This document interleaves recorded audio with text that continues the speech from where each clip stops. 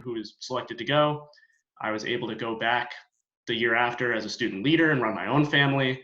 The year after that, I was a student director, and I was able to work out the logistics and help, really solidify the back end of the program.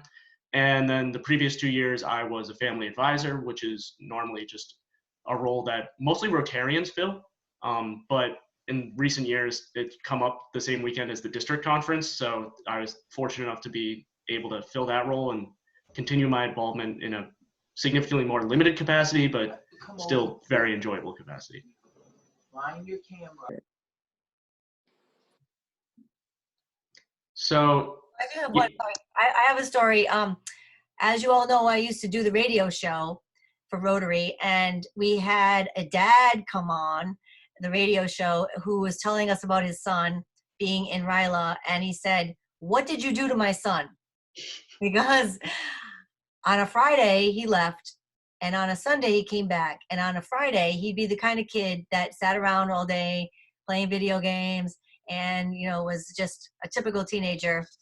He came back on Sunday and he asked if he could mow the lawn. Dad, and you got anything I can do? I'll be happy to mow the lawn for you. So he saw firsthand his child change. It completely changed his leadership, his leadership of his own self, how he conducted himself, and it was a life-changing experience. So he told some fabulous stories, but that one always stayed in my mind. So maybe you can tell us more, Andrew. Yeah, so if I can move into the stuff I wrote down for this. As Rotarians, we live by the motto of service above self. Internationally, Rotary is one of the largest community service organizations in the world, fighting poverty and injustice on a variety of fronts.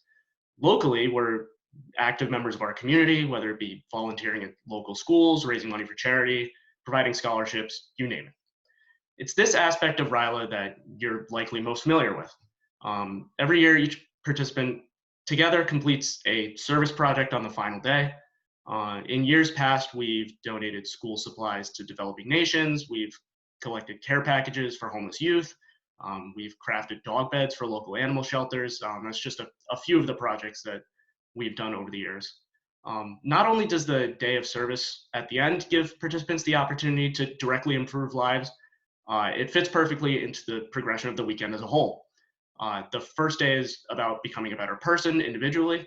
The second day is about becoming a better team member in your family. There's 12 families, I'll get into that a little more later. And the third day is focused on becoming a better member in the community. So while this aspect of it is definitely undoubtedly valuable to the participants and those who receive the donations, I know that myself and many others benefited enormously from other aspects of RYLA that you may not necessarily know about. And that's kind of why I'm here today. So when I entered this program 5 years ago, I was a sophomore in high school. Wasn't really in a great place at the time. I was starting to begin the transition to adulthood, and I was really kind of starting to struggle with it. And I kind of felt like I was pretty much alone at the time. To say that this program and the people involved in it have changed me would definitely be an understatement. When my English teacher nominated me to go, I almost turned it down. Someone I had been in an unhealthy relationship with the year before had gone to RYLA and had seemingly loved it, and I almost said no out of spite. I just didn't want to be involved with that. But for some reason, I just chose not to let my insecurities stand in the way, and ultimately that decision to go and to do things because I wanted to do them would define the years to follow. So here's the story of those years. Travel back in time to May of 2015. My first real memory of RYLA was arriving at Cape Cod Sea Camps out in Brewster, Mass, and just being bombarded by a horde of people chanting and slamming on the bus as it comes up. I wanted no part of that. There was one tall girl in red that was just louder than everyone else, just covered in red face paint, just running around screaming at the top of her lungs. And I just fervently remember hoping that I would end up being with at least one of the 11 other kids from my school and not with that girl, because she just was way too much for me. And naturally, I ended up being the only kid from Prout in that family, and the loud girl was in charge of me for the weekend. That ended up being an enormous blessing. Her energy kept me focused and engaged throughout the weekend because there are long days. It can be incredibly draining, and those loud people are ultimately what can keep someone engaged throughout the weekend so they can get the most out of it. And in hindsight, I absolutely needed it. I was able to bond with the kids in my family, and I left the weekend feeling simultaneously drained and recharged, both physically and emotionally. But even then, I kind of had to challenge myself to come back. I remember thinking at the time that it was a great weekend and it was definitely a once in a lifetime experience, but I should probably just let it be once in a lifetime. That doesn't really make sense, but again, I was an irrational 16-year-old, but I got over that part. So this is kind of probably where I should provide some insight into kind of the structure of our local RYLA. It's actually quite unique in relation to other districts. I'm involved with Rotaract at the University of Rochester, and we get kids who have been involved in Rotary, who haven't been involved in Rotary, but a fair portion of them have been to RYLA in their own districts. And ours is organized entirely by former students, and most other districts are run by adults. And I don't know if you guys know Paul Nickel, but when Paul organized the first RYLA in our district back in 2009, he believed that the participants would be a lot more receptive to a student-led program rather than an adult-led program. And having experienced that, I wholeheartedly agree. I found the program to be so much more relatable this way, and I ended up being a lot more receptive and trusting of what the people had to share with me than I otherwise would have been. It's definitely a refreshing change of pace after being instructed by adults in school and extracurricular activities. It's nice to be instructed by people who are your own age and have more similar experiences. Seeing how I and many other people opened up over that weekend made me want to come back, be an SL, and lead my own family. An SL is a student leader. They're someone who participated the year before that comes back and runs their own family. Like I said before, SLs then become student directors who help work out the logistics of the weekend, and then pretty much everybody goes off to college or wherever life takes them after that. Fortunately, I was lucky enough to be, like I said before, selected as a family advisor for the last 2 years. It's normally a role filled by Rotarians, but again, fortunately for me, the district conference was that weekend, so I was able to come back. The family advisors are meant to bring a different perspective to each family because, again, it usually is Rotarians, so they're kind of the adult in the room. They don't necessarily take the lead on the family, but they're able to provide a different perspective, and they can often make a major difference in how well a group coalesces. I'll get back to that point in a second. But back to my time as an SL. On my way to the second of many meetings that are required as part of learning how to become an SL, I just completely totaled my car 2 months after getting my license. This plus continued bad relationships, in addition to basically failing physics, made my junior year of high school pretty awful. Discouraged just really doesn't even begin to describe how I felt. Granted, this can pale in comparison to some of the things that I imagine you have all gone through with much more life experience than me. But as an upper middle class white kid, 17 years old at the time, surrounded by a lot of people who had never really struggled in life and had similar life experiences, it was a lot to handle. Last year, for example, my family had a lot of kids from this kind of background. I asked them what they thought of the culture walk, which is probably the most emotionally trying activity of the weekend. And all of them said that they didn't really feel like they had a right to be upset about the things that they had been through. We get kids from every walk of life at each RYLA, and the culture walk never fails to reflect that. So this is probably where I should explain what the culture walk is. So the culture walk takes place in this open pavilion. There's a stage in the front, and then on each side, there's multiple rows of folding chairs, and they form an aisle up the middle. There's a person stationed up front with a microphone, and they ask each participant that identifies with the group called, and they go through a list of varying groups that you can identify with, or you can go up if you know someone who identifies with that group. They ask you to walk up to the stage and, as a group, answer 3 questions. Now, this is entirely optional. You can walk up if you want to. You can speak if you want to. You don't have to. Totally up to you. But the 3 questions are: What do you want us to know about your group? What do you never want to hear again for being part of this group? And what can we do to support your group? Again, walking up entirely optional. Each group gets as much time to talk as they'd like. Now, these subjects can start off relatively light. You can, for example, please walk to the stage if you identify as a woman.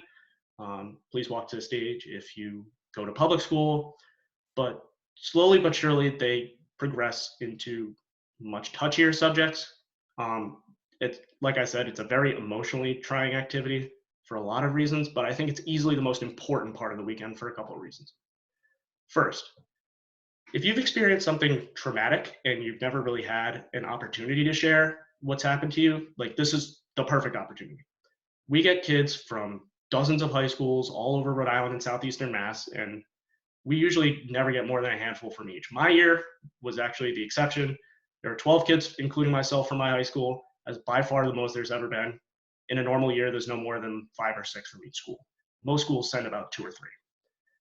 And it gives people who choose to share a massive amount of anonymity to share, and it's an experience that they normally wouldn't have.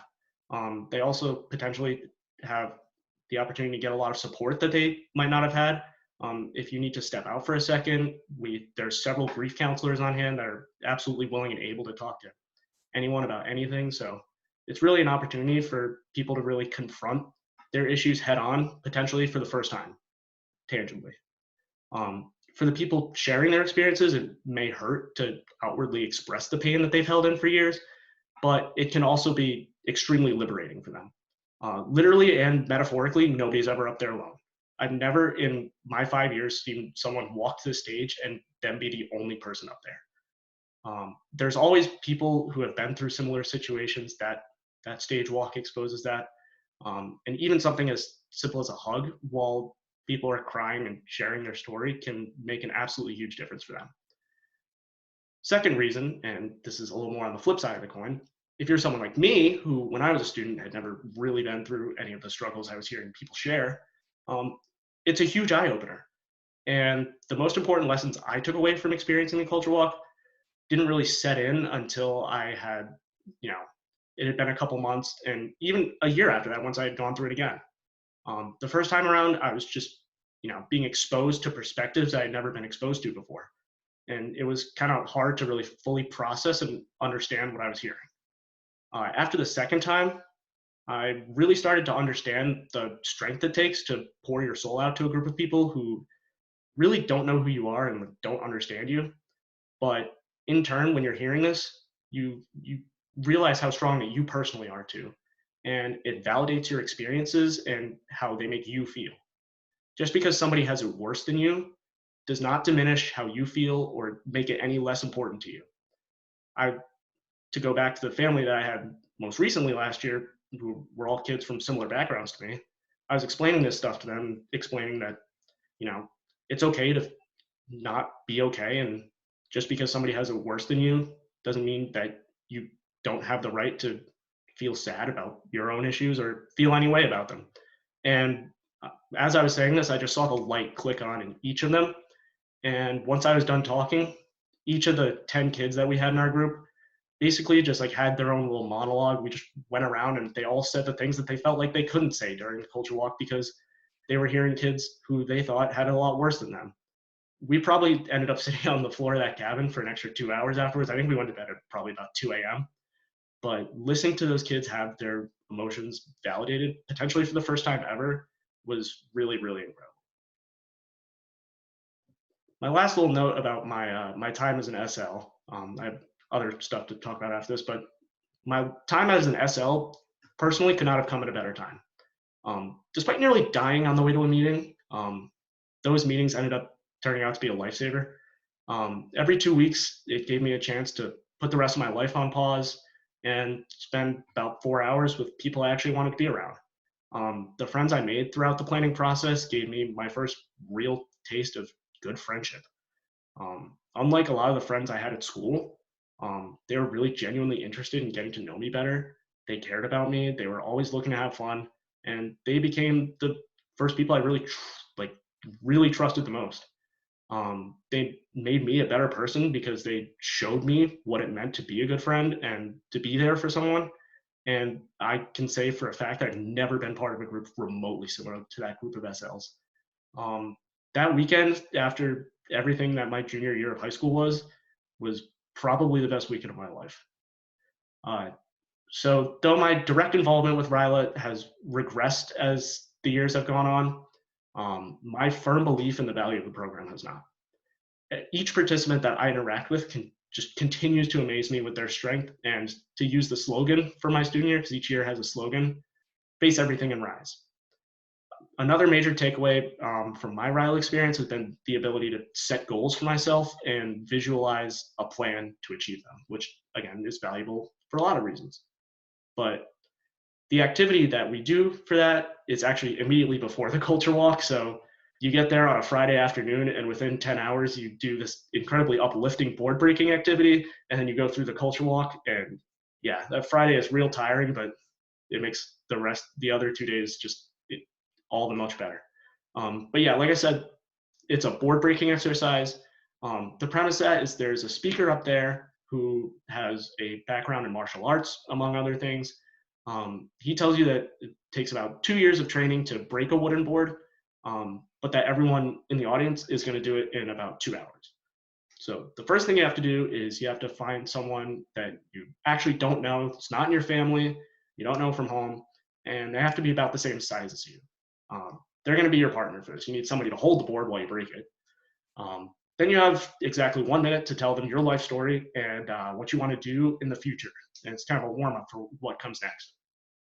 So then we pass out all the boards, pass out pens, and everyone gets their board. And on the front, you write down some goals that you want to achieve, both short term, long term.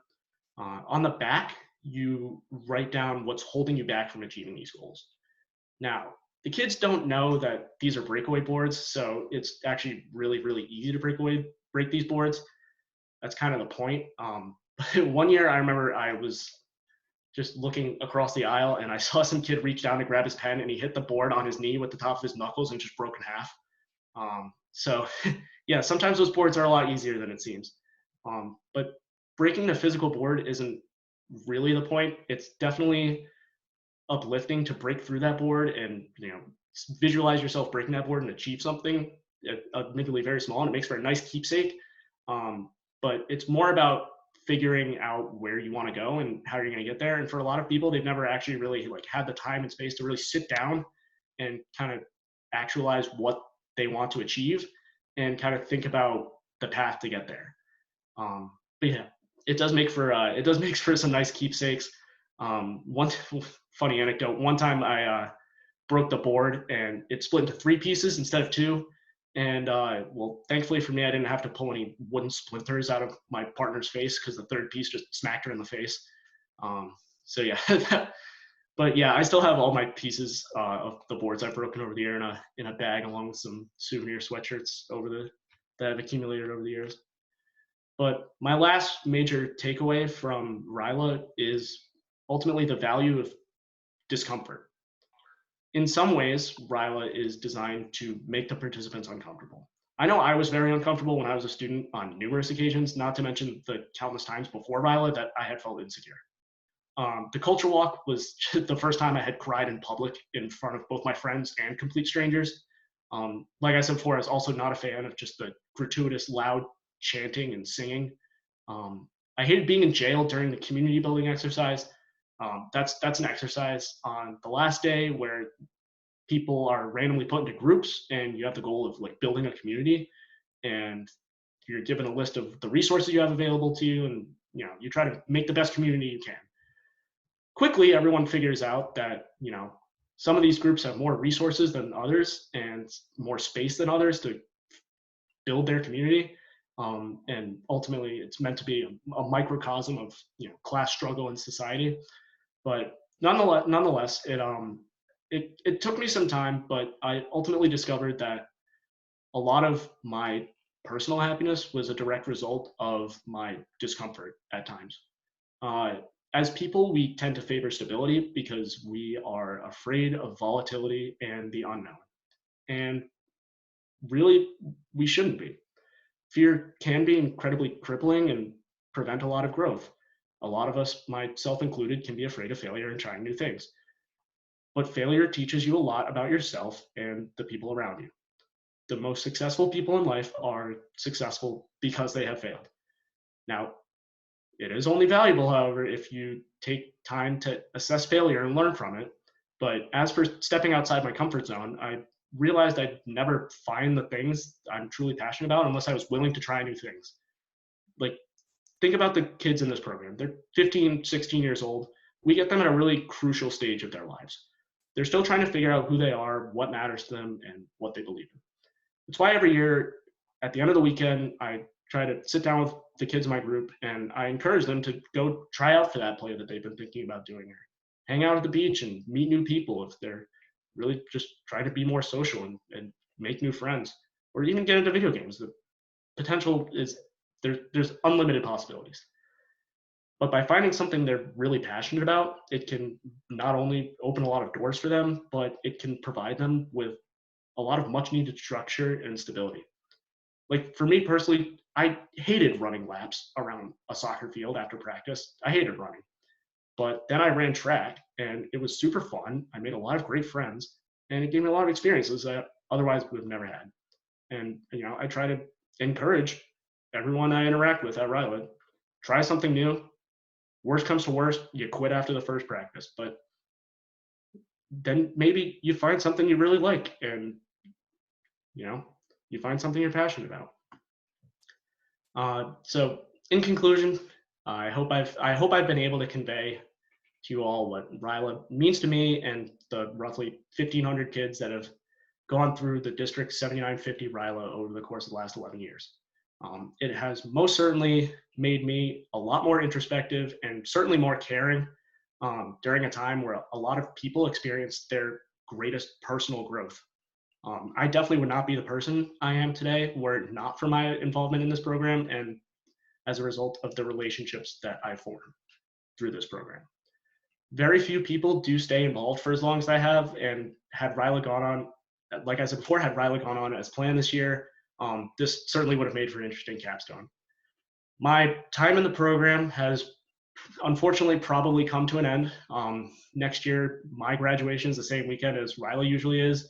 And then the year after that, because I'm planning to get my master's in accountancy, probably at URI graduation is also the same weekend. After that, I'll be 24 and I'll be a lot older than basically everybody else involved. I leave knowing that the program's in good hands, and it always will be as long as conscientious, caring students are in charge. And this program, in no small part, helps make them the conscientious, caring people that they are. And I'm happy to leave the program knowing that the friendships that I've made will long outlast my involvement. And since our district's RYLA will always be run by students, for students, the only way you can really ensure that we're able to keep instilling these valuable life lessons in these kids is to continue to send them to RYLA. So thank you again for having me today. Really glad to be here, and yeah, glad I could share my experiences with you all. Thank you. Thank you, Andrew. That was wonderful. Really appreciate it. A lot of good info. Does anyone have any questions for Andrew? I don't have any questions, but I just wanted to say, Andrew, that I was involved with RYLA when they first came back in 2009, and I was the family advisor for the next 6 years.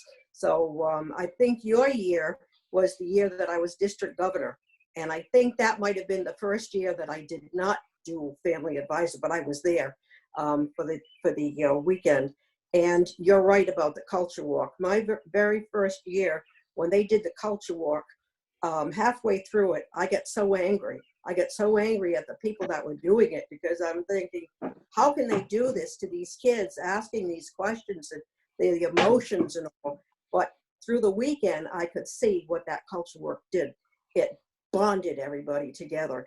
And many of you know David Spencer. David Spencer's daughter, Julia, was a participant that year.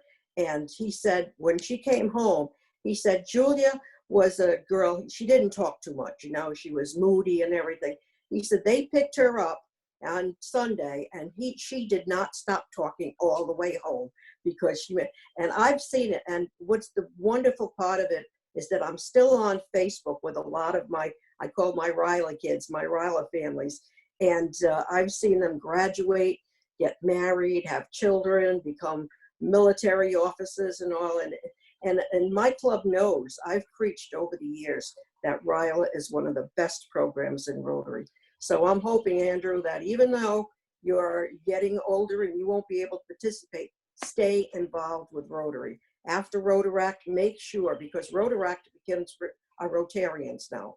And you can keep this program alive through your experiences. Thank you. Thanks, Val. Anybody else? I have one. Sure. Ready? Andrew, that was fantastic. Thank you so much. For you to find Rotary when you were 15, 16 years old and all the others is such a beautiful gift. Everybody here, I'm looking around, what did we all find it like in our 40s? You know, I mean, it's such a wonderful thing, and to jumpstart your life really through this Rotary experience. So I think that's fantastic. And like Valerie said, I hope you still stay in Rotary all your life. Once you're a Rotarian, you're definitely a Rotarian. It just doesn't leave you, you know. But I do have a question for you. When you were doing the breaking of the board and you had to write down on the board, what do you want to do in the future? What did you write down? Let me actually pull all those boards out because the goals do change from year to year. I love that he had what's handy. Oh. They're in this big bag of fun. Actually, not this one.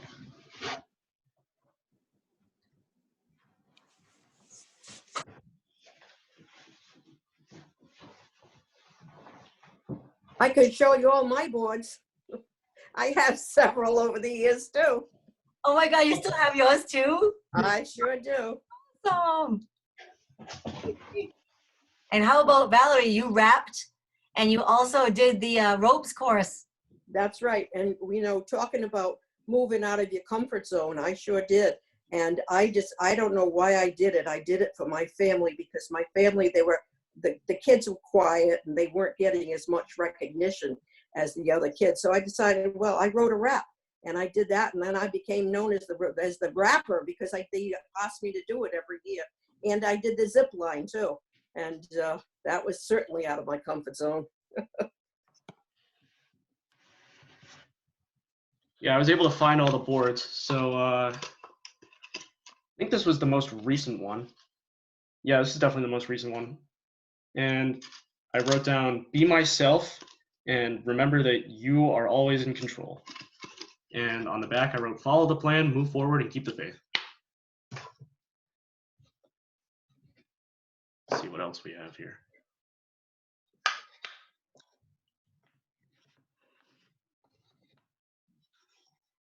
Let's see, we got get into the University of Virginia, be happy, become student council president, and break proud track records. We got most of those, but unfortunately, UVA got past me.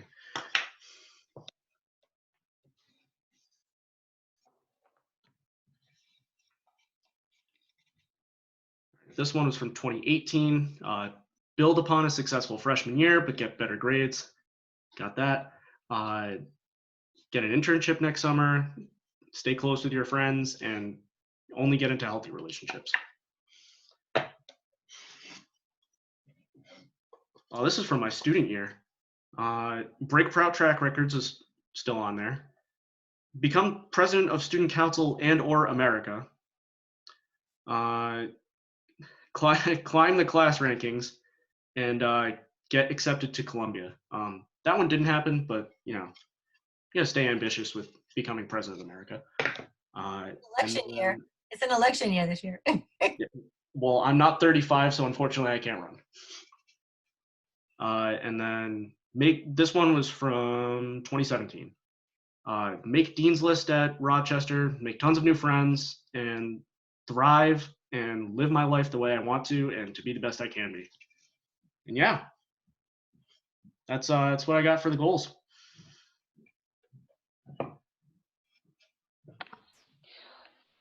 Very cool, Andrew. Looks like Tom, you have a question. You're on mute, Tom. Unmute yourself. That's going to be a good question. What the hell is that? Tom, I unmuted you. You're all set. Okay. Did you finish at Rochester or URI? I was a little confused. So I just finished my junior year at Rochester. So currently my plan is to do a 4+1. So I'm going to finish my undergrad at Rochester, get my undergraduate degree in accounting, and then complete the 150 credit hours I need to sit for the CPA and get my master's in accountancy at URI. So next year I'll be graduating from Rochester and then do my 1 year at URI and then sit for the CPA exam. Okay, because I heard maybe my hearing was off. Did your experiences talking with other folks bring you to accounting as a major? I mean, was there some RYLA interest back in that drew you into a business accounting for your future? I wouldn't say that RYLA in a direct way grew my interest in accounting. I never really interacted with any family advisors or Rotarians that had any professional experience in accounting. I don't remember any kids that were in my families who wanted to be accountants. But I do think like it definitely helped me figure out what path I wanted to follow and what I wanted to do for a living and kind of see what I valued and how I could achieve the goals I wanted and, put those values into action. And so the field of accounting came to me. I've always been good with math. I like keeping track of money. I'm very detail oriented. So yeah, it ultimately made sense for me to follow that path. It wasn't a direct result of RYLA, but it definitely helped me visualize a path to follow. Very good. Good luck. Thank you. Okay, thank you, Tom. Anybody else have any questions? Betty, did you say something about we're going to have videos after this, or is this going to be the end of it, or what? We do have a couple of short videos to show, yes. And Andrew, you're welcome to stay on and watch them. Sure. Okay. All right. Okay, Andrew, thank you very much then. And like Betty said, if you want to stick around, stick around. If not, thank you very much for your being the speaker, and good luck in your next endeavor. Okay, Betty, go with the videos. Okay.